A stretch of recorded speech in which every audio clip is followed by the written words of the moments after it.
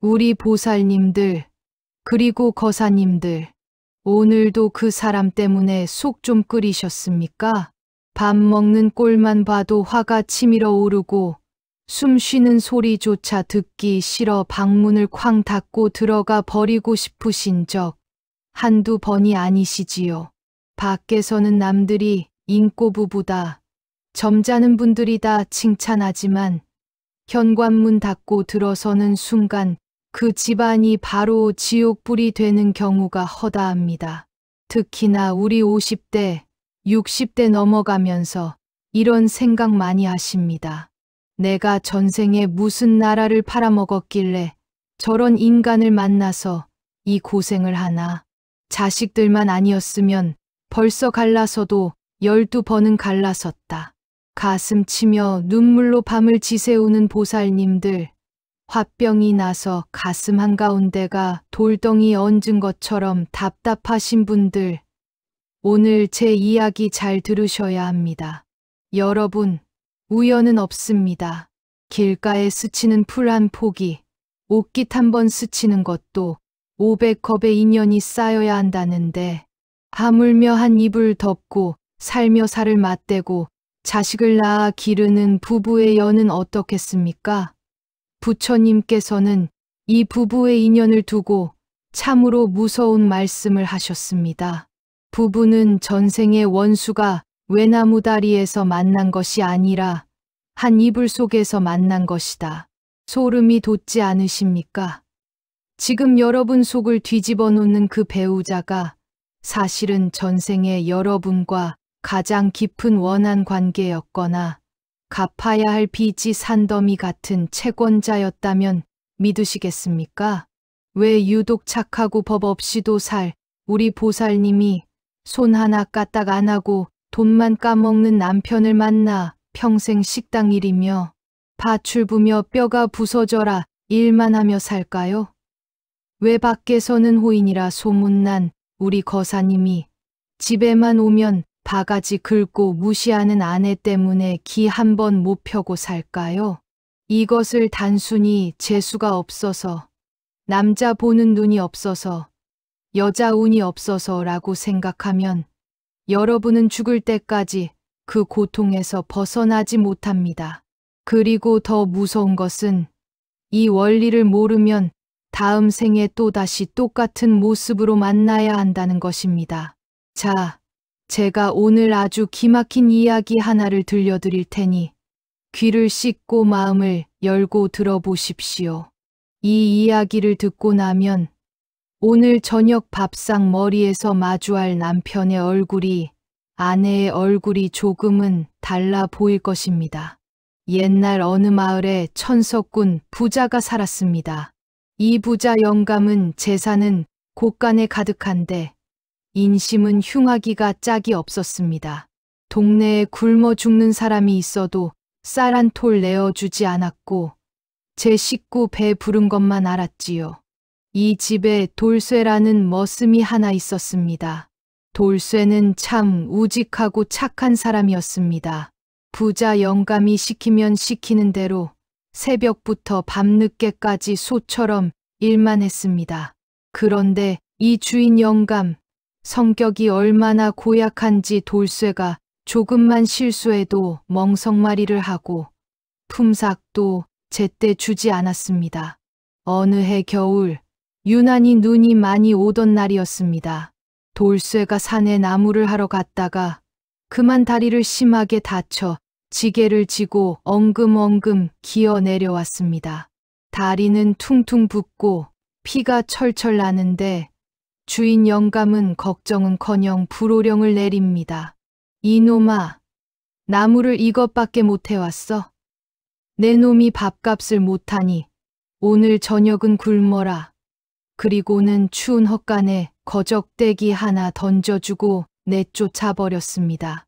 돌쇠는 그 추운 겨울밤 헛간 구석에서 배고픔과 추위 그리고 다리의 고통에 떨며 서서히 죽어갔습니다. 죽어가며 돌쇠가 무슨 생각을 했겠습니까? 주인님, 감사합니다. 하고 죽었을까요? 천만에요. 이를 갈았습니다. 피눈물을 흘렸습니다. 내 이 원한을 잊지 않겠다. 내 뼈가 부서지고 살이 찢어지는 이 고통, 언젠가 내 놈도 똑같이 겪게 해주마. 내가 죽어서 귀신이 되어서라도 내 품삯, 내 밥값, 내 억울함 다 받아낼 것이다. 그렇게 돌쇠는 눈을 부릅뜬 채 숨을 거뒀고 그 한 맺힌 영혼은 구천을 떠돌게 됩니다. 반면 그 주인 영감은 어떻게 되었을까요? 돌쇠의 억울한 죽음 따위는 까맣게 잊고 잘 먹고 잘 살다가 늙어 죽었습니다.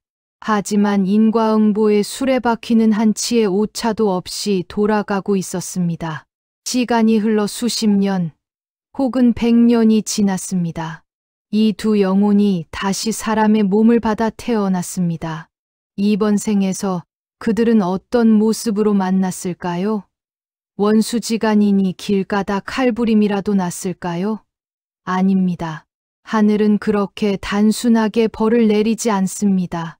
가장 확실하게 빚을 받아내고 가장 확실하게 빚을 갚게 하기 위해 하늘은 이 두 사람을 부부라는 끈으로 꽁꽁 묶어버립니다. 자, 여기서 반전이 일어납니다. 전생에 그토록 악독했던 주인 영감, 이번 생에는 누구로 태어났을까요? 바로 평생 남편 뒷바라지하며 뼈 빠지게 고생하는 아내로 태어났습니다. 그렇다면 억울하게 죽은 돌쇠는요? 아내가 벌어다 주는 돈 펑펑 쓰며 손 하나 까딱 안 하고 큰 소리만 치는 남편으로 태어났습니다. 기가 막히지 않습니까? 현생의 아내는 억울합니다. 내가 무슨 죄를 지어서 저런 인간을 먹여 살려야 하나. 하지만 영의 눈으로 보면 어떻습니까?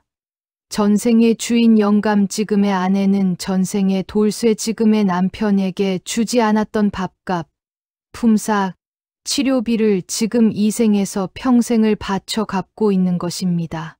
이자를 쳐서 아주 톡톡히 말입니다. 남편이 사업한다고 돈을 날려먹습니까? 전생에 당신이 떼어먹은 품삯입니다. 남편이 술 먹고 속을 썩입니까? 전생에 추운 헛간에서 떨던 돌쇠의 한입니다. 이것이 바로 부부 인연의 무서운 실체, 토체와 환체의 관계입니다. 즉, 빚을 받으러 온 자와 빚을 갚으러 온 자의 만남이라는 것입니다. 여러분, 앞서 들려드린 돌쇠와 주인 영감의 이야기, 남의 이야기 같으십니까? 지금 곰곰이 생각해 보십시오. 여러분의 남편이, 여러분의 아내가 지금 여러분에게 하는 행동을 가만히 들여다 보십시오.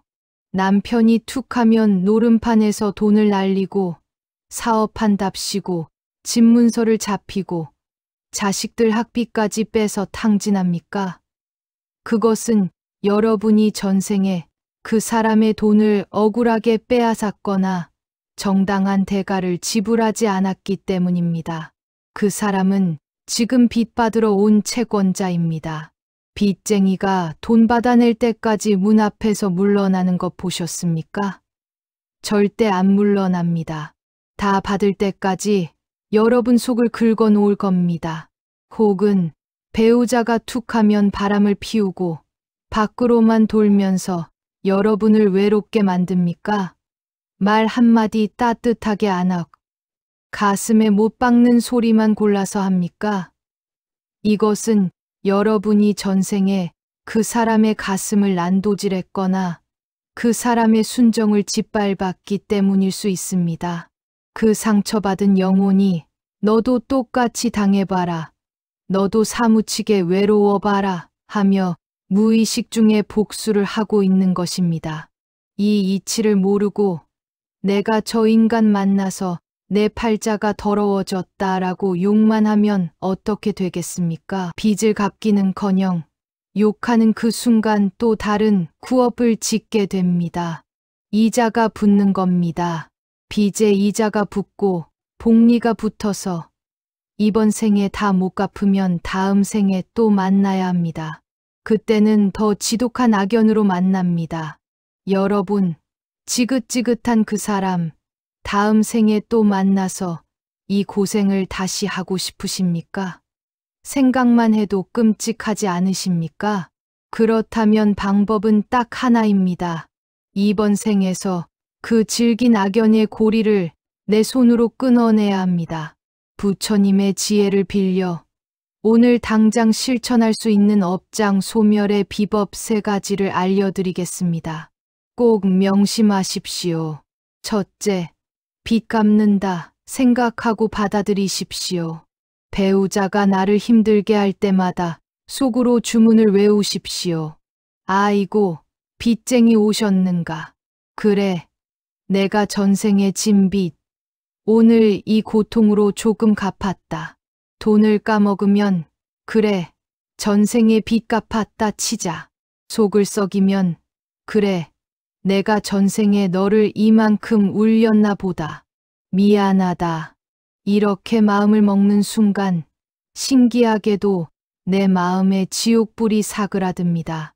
억울함이 사라지기 때문입니다. 내가 갚아야 할 것을 갚는다고 생각하면 오히려 마음이 당당해지고 편안해집니다. 둘째, 상대를 위해 기도하지 말고 나를 위해 참여하십시오. 미운 남편 잘 되게 해달라고, 못된 아내 성격 고쳐달라고 기도하지 마십시오. 그건 욕심입니다. 그저 부처님 전에 혹은 잠들기 전 베개 머리맡에서 이렇게 읊조리십시오. 알게 모르게 지은 전생의 모든 죄를 참회합니다. 저 사람을 통해 나의 업보를 보게 해 주셔서 감사합니다. 이제 모든 빚을 청산하고 가볍게 살고 싶습니다. 진심으로 참회하면 업장은 눈 녹듯이 사라집니다. 내가 변하면 상대방도 반드시 변하게 되어 있습니다. 파동이 바뀌기 때문입니다. 셋째, 가장 중요한 것입니다. 무심해지십시오. 더 이상 미워하지도 기대하지도 마십시오. 미움도 집착이고 사랑도 집착입니다. 저 인간이 어떻게 나한테 이럴 수 있어? 라고 분노하는 것은 그 사람을 꽉 붙들고 있는 것과 같습니다. 그냥 있는 그대로 보십시오. 저 사람은 저런 사람이구나. 짖는 개가 짖는구나. 바람이 부는구나. 돌처럼, 나무처럼 무심하게 대하십시오. 여러분이 반응하지 않고, 화내지 않고, 그저 평온한 미소로 대할 때 악연의 끈은 툭 하고 끊어집니다. 더 이상 갚을 빚이 없어지는 것입니다. 사랑하는 보살님, 거사님, 이제 그만 우십시오. 여러분은 충분히 고생하셨고 충분히 갚으셨습니다. 지금 겪고 있는 그 고통이 전생의 업을 털어내는 마지막 과정임을 안다면 지금 이 순간이 오히려 감사할 수도 있습니다. 이 생에서 후를 다 털어버리시고 남은 인생은 누구의 아내, 누구의 남편이 아닌 오롯이 고귀한 나 자신으로 살아가시기를 바랍니다. 오늘 밤 잠자리에 드실 때는 옆에 누운 그 사람의 등 뒤에 대고 작게 속삭여 주십시오. 여보, 우리 전생에 무슨 사연이 있었는지 모르지만 이제 빚은 다 갚았소. 당신도 편안하고 나도 편안합시다. 그 한마디가 여러분의 남은 생을 극락으로 이끌어 줄 것입니다. 부처님의 자비광명이 여러분의 가정에 가득하기를 두 손 모아 기원합니다. 나무아미타불 관세음보살